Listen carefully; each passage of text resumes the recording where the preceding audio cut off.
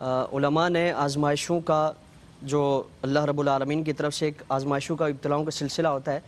उसकी वजूहात में ये बयान फरमाया कि अल्लाह की तरफ से बाज़ मरतबा आजमाइशें इसलिए भी आती हैं कि वो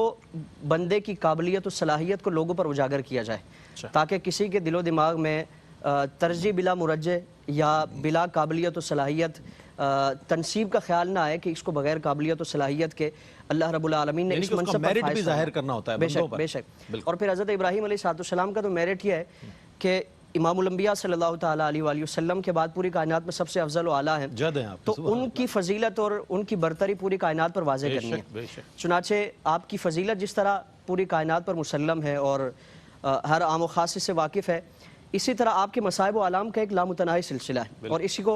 आप सल्लल्लाहु ताला अलैहि वसल्लम ने भी बयान फरमाया कि सबसे ज़्यादा जो मसाइब व आलाम वो हुजूर पर आए, और फिर उनके बाद आप सल्लल्लाहु ताला अलैहि वसल्लम के बाद जो मसाइब व आलाम की सबसे ज़्यादा कैफियत रही हैं वो इब्राहीम अलैहिस्सलाम पर अल्लाह रब्बुल आलमीन की तरफ से इब्तिलाओं का सिलसिला, जिसको कुरान में बयान फरमाया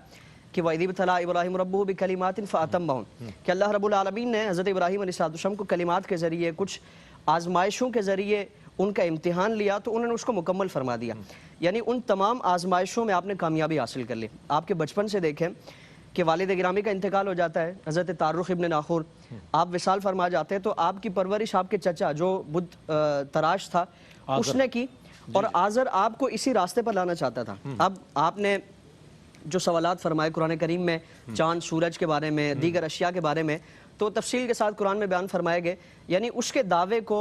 और जो बुतों से मुताल्लिक उसका एतकाद था उसको आपने बातिल फरमा। हज़रत इब्राहीम अलैहिस्सलाम बचपन में है, कमसिनी का आलम है, चचा की तरफ से आपको कैदोबंद की सोबतों का भी सामना रहा, सख्त मुखालिफतों का सामना रहा। फिर आपने बुत शिकनी का जो मामला फरमाया कि इलाके का जो बुत कदर था उसमें तमाम बुतों को पाश पाश कर गए और थोड़ा वो बड़े बुत के कांधे पर रख कर, और जब ये सारा मामला फरमाया, कौम आई, उसने ये सारा मामला देखा, तो सारी सबकी तवज्जो हज़रत इब्राहीम अलैहिस्सलाम पर गई, आपको बुलाया गया, तो आपने उनको उनके तमाम एतराज़ात को और जो उन एतकादात थे उसको बातिल फरमाने के लिए, हुज्जत कायम फरमाने के लिए आपने फरमाया कि मुझसे क्या पूछते हो, तुम जिसकी इबादत करते हो उससे पूछो कि उसके जो छोटे छोटे बुत हैं लाजवाब फरमा दिया।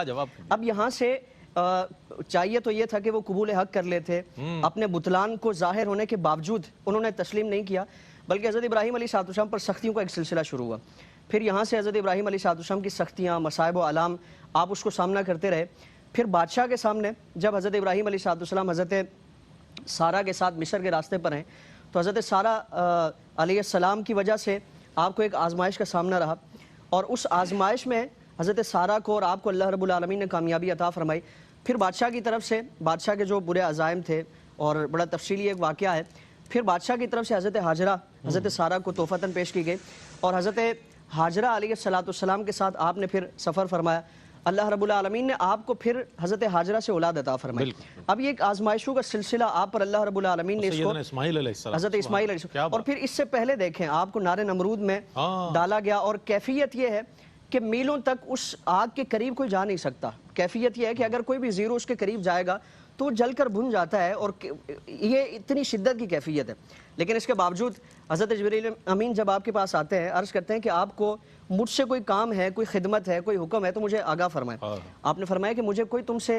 कोई काम नहीं है, कोई हाजत नहीं है। अर्ज़ की कि मैं अल्लाह रब्बुल आलमीन की बारगाह में हाजिर होने के लिए जा रहा हूँ, अल्लाह की बारगाह में आपने कोई मारूज़ात पेश करनी है, तो आपने फरमाया कि मेरा रब मेरे दिल के हाल को जानने वाला है, अगर मेरी इस कैफियत पर वो राज़ी है तो मुझे ज़ुबान से कहने की ज़रूरत नहीं है, अगर इस कैफियत पे मुझे वो आमादा है, वो मुझे इसी कैफियत में मुब्तला फरमाना चाहता है। और मियाँ मोहम्मद बख्श अलैहिर्रहमान ने इसी की खूबसूरत तर्जुमानी फरमाई है कि जे सोना मेरे दुख विच राजी मैं सुख न चुल्ले पावा। फिर इस आजमाइश पर अल्लाह रब्बुल आलमीन ने कामयाबी अता फरमाई। कुरान में है कि कुल्ला या ना रुकूनी बरदा व सलामन अला इब्राहिम। फिर उसके बाद हज़रत हाजरा से अल्लाह रब्बुल आलमीन ने आपको औलाद नरीना अता फरमाई, अकलौती औलाद अता फरमाई। अब वो औलाद है जो अल्लाह रब्बुल आलमीन ने दुआओं के बाद, मन्नतों के बाद अता फरमाई, इस उम्र में अता फरमाई। बेशक तो हुक्म फरमाया जाता है कि इस औलाद को और अपनी अहलिया को बेआबो गया इलाके में वादी गैर ज़रा में जाकर छोड़ दिया, और वहाँ जाकर जहाँ हयात का, जहाँ जिंदगी का कोई नामो निशान नहीं है, दूर दूर तक कोई नामो निशान नहीं है, लेकिन अल्लाह रब्बुल आलमीन का हुक्म है, अल्लाह के हुक्म के आगे सर तस्लीम खम करते हैं, और फिर वहाँ जाकर हज़रत हाजरा को, हज़रत इस्माइल अलैहिस्सलाम को छोड़ आते हैं। ये आजमाइश اللہ رب العالمین نے آپ کو اس میں کامیابی عطا فرمائی۔